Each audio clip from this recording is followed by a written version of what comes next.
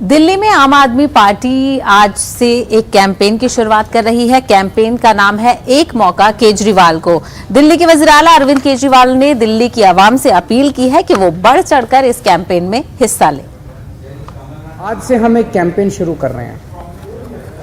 Campaign का नाम है एक मौका केजरीवाल को।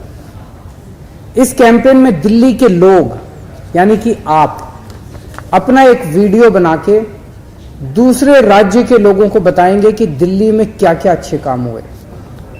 आप अपनी एक वीडियो बनाएं और बताएं कि आपको हमारे कौन से काम पसंद आए, आम आदमी पार्टी की सरकार के कौन से काम पसंद आए, आपको किस काम से क्या फायदा हुआ, कितना फायदा हुआ। आपकी कॉलोनी में मोहल्ला क्लिनिक खुला, वीडियो में बताएं कि उस मोहल्ला क्लिनिक से आपको कितना फायदा हुआ।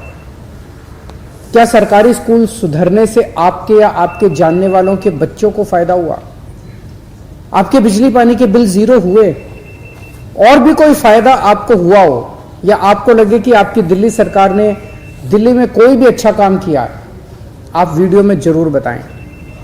और वीडियो के अंत में आप अपील करें कि यदि दूसरे लोग भी अपने राज्य में ऐसे अच्छे काम चाहते हैं तो वे भी केजरीवाल को एक मौका जरूर दें।